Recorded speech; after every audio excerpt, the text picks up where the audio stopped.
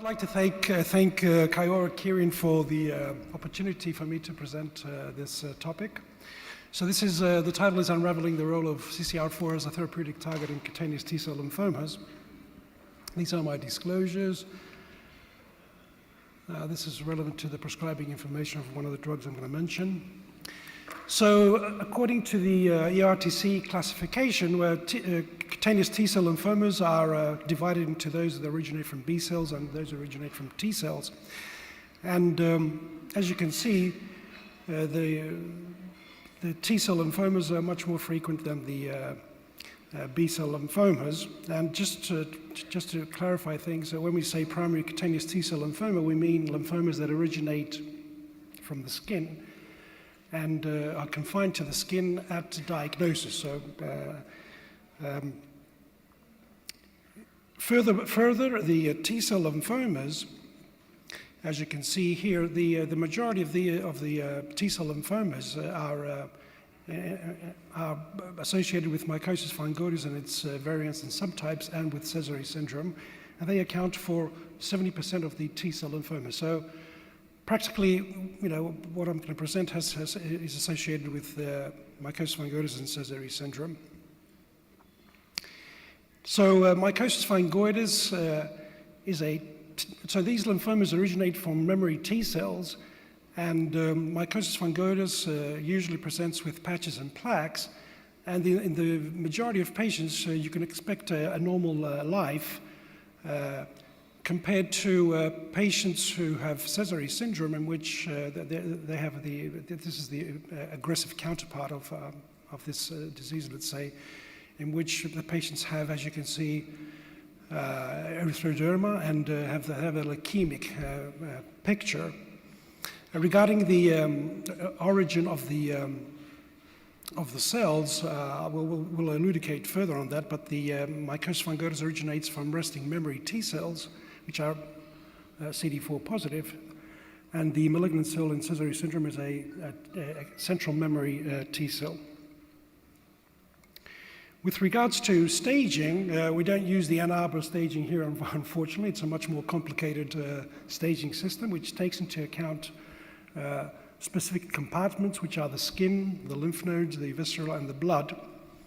It's what we call the TNMB staging system, and this applies exclusively for mycosis fungoides and Sézary syndrome. If you look at the other cutaneous lymphomas, it's a different staging system which combines skin, nodes, and viscera, so it doesn't have the blood component. So mycosis fungoides and Sézary syndrome is a disease that involves multiple compartments. As you can see here, it involves the skin, the blood, the lymph nodes, and the viscera. And this has to do with essentially the trafficking of T cells in those compartments, which is highly regulated by chemokines and chemokine receptors, as you will see. So what are chemokines? They're a family of chemoreactant cytokines, and they play a vital role in the migration of leukocytes through the venules from the blood into the tissues and vice versa. So as you can see here, there's a, in the above picture here, you can see that, sorry,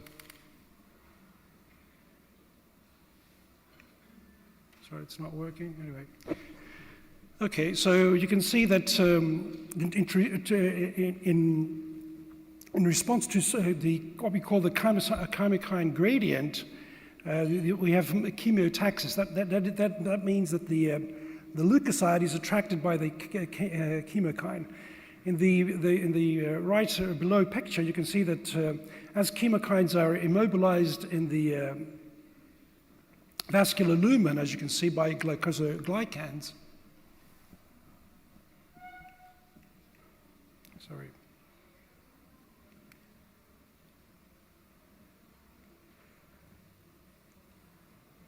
Okay, so as you can see here, the leukocyte inside the vessel with the blood flow to the right here, the leukocyte has a chemokine receptor and also what we call an active integrin.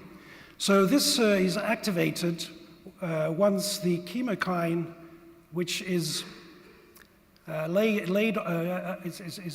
on the vascular lumen, once it interacts with the chemokine receptor, the integrin gets activated, and it actually is a hook, which actually allows the integrin to attach to the cell adhesion molecules, and this causes arrest. So the cell essentially stops moving in the vessel, and after that, it's led to extravasation. So this is a very important process in how T cells migrate through the blood. So there are a variety of T cell subtypes, and how they're attracted to the various tissues, as you can see here in the slide, depends on which is the dominant type of chemokine receptor. And as you can see here, the cutaneous leukocyte antigen skin-homing T cells are expressed. They express the dominant chemokine receptor that is expressed is CCR4, as you can see here.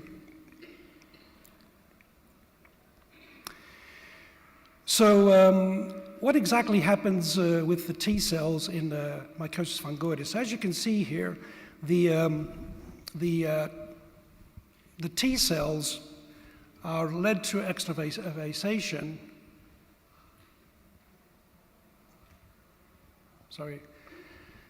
Through interaction, first of all, with this is the malignant T cell.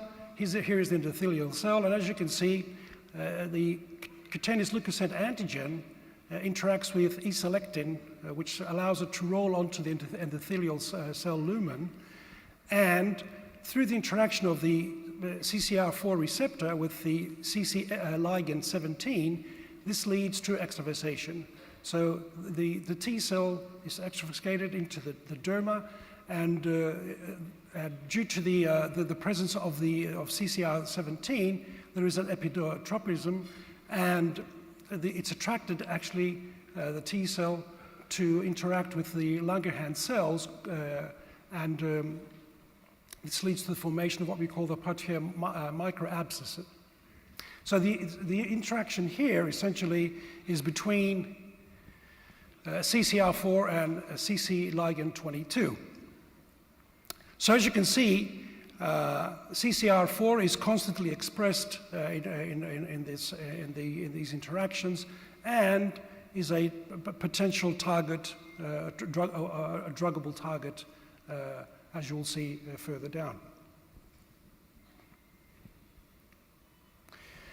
So what happens to the T cells in the normal skin? So as you can see here, first of all, we have a variety of compartments. Here's the skin. Here's the lymph node compartment.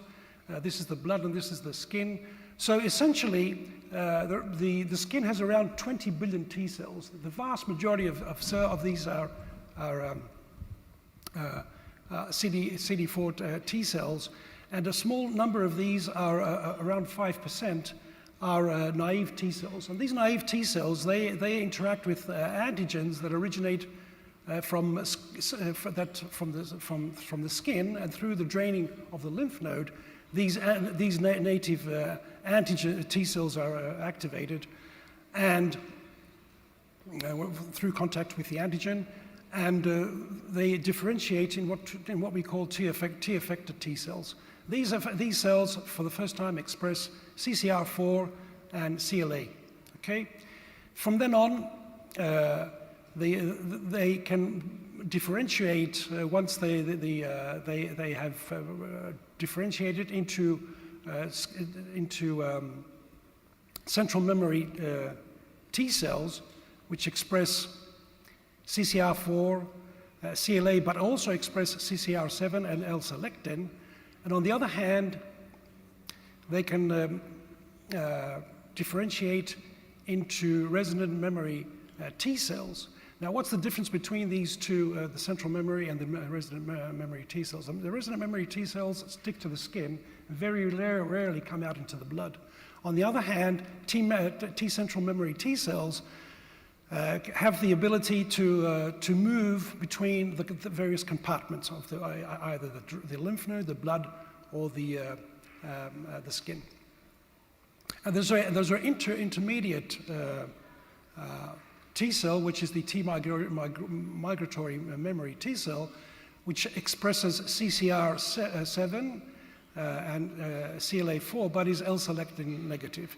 And this essentially is a intermediate T cell, memory T cell, which slowly can occasionally move between the blood and the skin.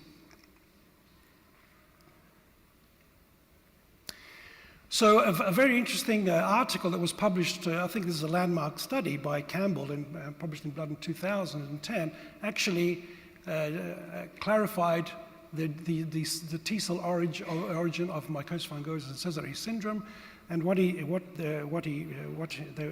the study actually proved is that mycosis fungoides originates from resident memory T cells, and these express CCR4, CLA, but they are negative for CCR7 and L-selectin, and essentially the malignant cells in mycosis fungoides are confined to fixed plaques in the skin. On the other hand, Sézary syndrome originates from central memory T cells, and you can see here that these cells express CCR4, but they also express CCR7 and L-selectin. And so these malignant cells are found not only in the skin in the form of erythroedema, but also they accumulate in the blood and the lymph nodes.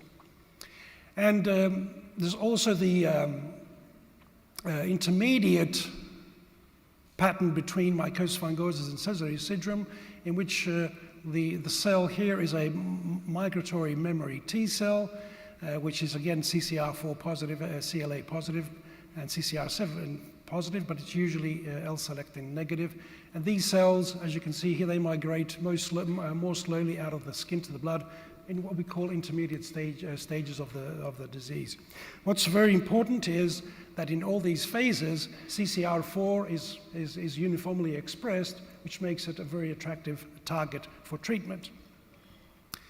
So what are the goals of therapy in patients with mycosis fungoides and Sézary syndrome? It's clearly that what we want to do is we want to improve and clean the lesions, okay, so that they don't annoy the patients. We want to control the symptoms across all affected compartments. We want to minimize as much as we can the risk of progression. Avoid treatment-related toxicity because there are a lot of treatment options these patients have, but as you'll see, most of these are not effective. For quite a long period of time, they're not very effective. And we have to recognize and treat infections. It's very important. There'll be a lot of publications regarding the staph infections these patients have and how this is associated with triggering the disease itself. Very interesting data. And of course, I think of paramount importance, and this has become a very significant endpoint in clinical trials now. This is a very important obligation they have against the FDA and the EMA. The regulators now want to see good quality of life data from these studies. Now, if we look at chemotherapy in patients in the relapsed refractory setting, as you can see here, this is a variety of chemotherapy agents we can use in mycosis fungoides and Sézary syndrome, and as you can see, the data is quite disappointing because if you look at the median time to next treatment, it's only around 4 months in these patients. And as you can see, these curves they drop very steeply and in a very short period of time. So it's clear that there's an unmet need for effective treatments that are not toxic and not associated with chemotherapy. So one of these agents that fulfills one of these criteria is mogamulizumab, which is an anti-CCR4 humanized monoclonal antibody. and it induces ADCC by binding to CCR4.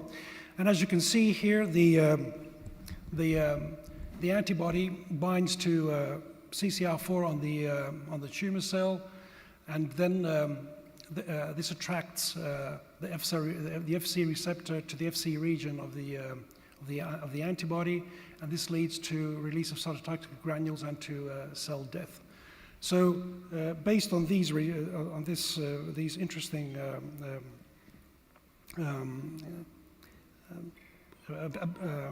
characteristics of this monoclonal antibody, a phase 3 trial was conducted in which the monoclonal antibody was compared to vorinostat, which was at that point one of the standard drugs used in relapsed refractory cutaneous T-cell lymphoma.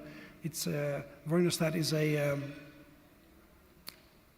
deacetylase inhibitor, and the study design was, as you can see here, included a significant number of patients, 372 patients.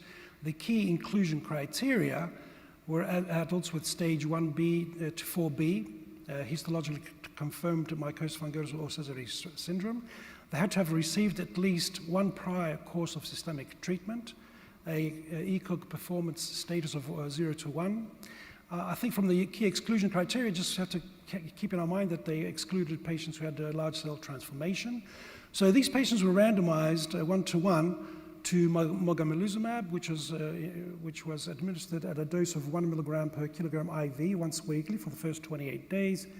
Once weekly for the first 28 days, and then once every 2 weeks thereafter.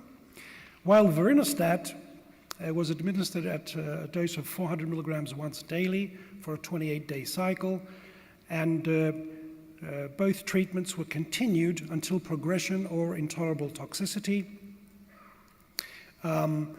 Interestingly, patients who failed or did not tolerate vorinostat could be switched over or crossed over to mogamulizumab in the study, and there was also an endpoint looking at this too. CCR4 expression was not required for participation, and this was a multi-center, as you can see, a study, 61 centers, and 11 countries were involved in this big study. So the primary endpoint was progression-free survival, based on a global composite response score. And secondary endpoints were overall response rate, duration of response, the patient-reported outcome assessed by using a quality of life scoring system, and safety. So here's a summary of the patient population, comparing the mogamulizumab arm with the vorinostat arm. As you can see, practically in the analysis intent and treat included all patients, and practically all patients were included in the safety analysis. And there's also a specific group of patients, which is those who had failed vorinostat and were crossed over to mogamulizumab. This was quite a big number, as you can see, 137 patients, 136. So we will talk about these patients too. Here are the baseline characteristics. Well balanced, if you look at age, ECOG performance status, and disease type. And regarding clinical stage, I can't say that there was any significant differences. I think what's important to keep from this slide is that the median number of prior systemic therapies was 3 in both arms. Here is the primary endpoint, progression-free survival. The median PFS for mogamulizumab was 7.7 months compared to 3.1 in the vorinostat arm. So this is a highly statistically significant finding with a hazard ratio of 0.53. So this reduced the risk of progression or death by 47% in the mogamulizumab arm. And if we break down the overall response, if you look at the overall response, in the mogamulizumab arm it was 28%, in the vorinostat 5%. If you look at specific diseases, in mycosis fungoides, it was 21% compared to 7%. In Sézary syndrome, it was 37% higher response rates, and vorinostat only 2. And again, very statistically significant differences in favor of mogamulizumab in all stages, in particular those with advanced stage disease. As you can see, stage 3 or 4, the response rates were between 23 and 36% in stage 4.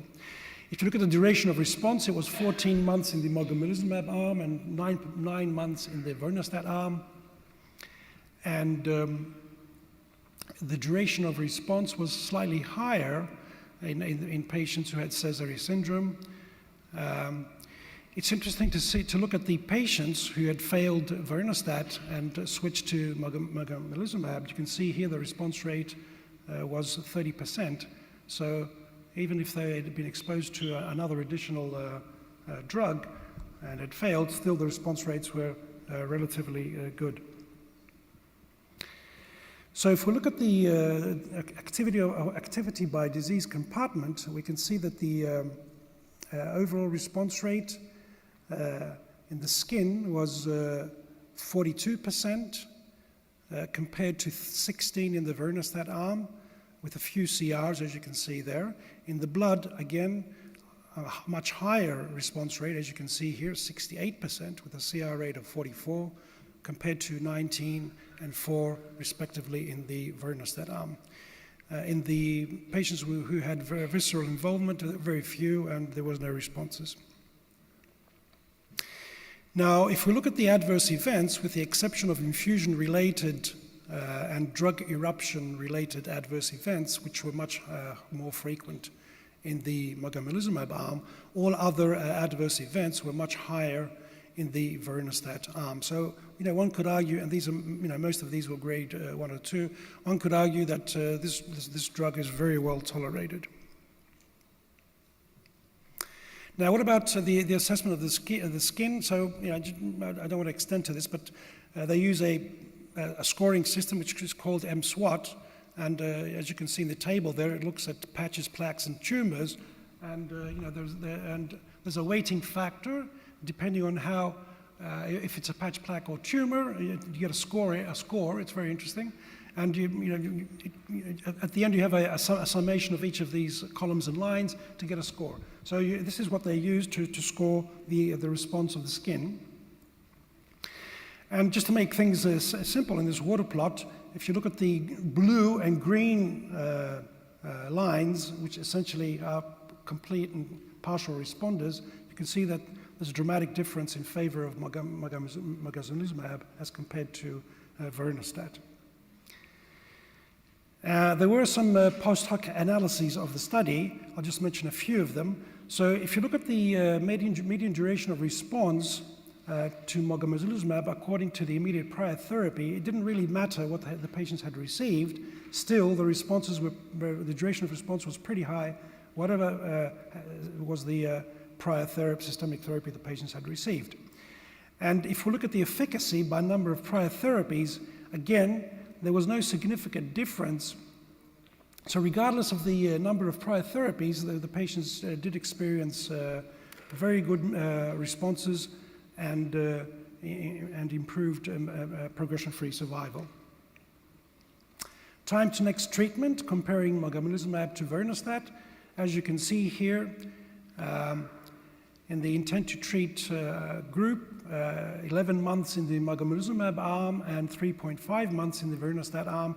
And this was the same highly statistically significant difference was seen in all stages and types of type, either mycosis or Sézary syndrome, with the exception of stage 1B or 2, which was not borderline statistical significance. Now, the efficacy and with association to the blood classification, if the patients were M0, M1, or M2, that's how much the blood is involved by Sézary cells. Again, you can see here the overall progression-free survival was improved in the mogamulizumab arm, irrespective if they did not have presence of Sézary cells in the blood, if they had less than 5%, or if they had B2, which is at least 1,000 Sézary cells in the peripheral blood. And if we look at the time to next treatment, again, comparing mogamulizumab with vorinostat, B0, B1, and B2 stage of disease, again, a significant difference in favor of mogamulizumab as compared to vorinostat. Here is a correlation between improvement in skin response and blood. Again, as you can see here, all patients had a improvement in their blood tumor burden with mogamulizumab, and with the greatest response seen in patients with B2 stage disease, as you can see in the red line. But on the other hand, if you look at the overall response with vorinostat, it was inferior, and only patients with B1 seem to have some response in the arm of vorinostat. What about quality of life? Simply looking at a variety of indexes such as the Skin Index 29, which actually is a questionnaire the patient reads and fills in himself. As you can see, to the left, the findings favor mogamulizumab. To the right, vorinostat. As you can see, for overall patients, all patients, there was a better quality of life in those who'd received mogamulizumab, and the same applied for Sézary syndrome.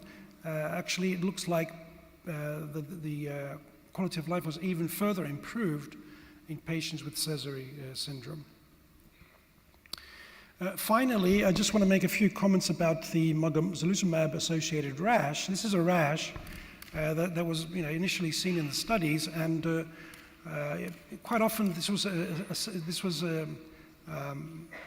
recorded as progression of disease, but it turns out by looking at these skin biopsies in more detail that many of these patients actually did not have progression, but this is a rash which is exclusively associated with mogamulizumab. So this is a high incidence. It wasn't appreciated that much. So in this study, it was around 68%. And what's interesting is that patients who develop this rash actually have a very good response. So the overall response rate for patients who have this rash, is 88%, compared to 29% in patients without this rash.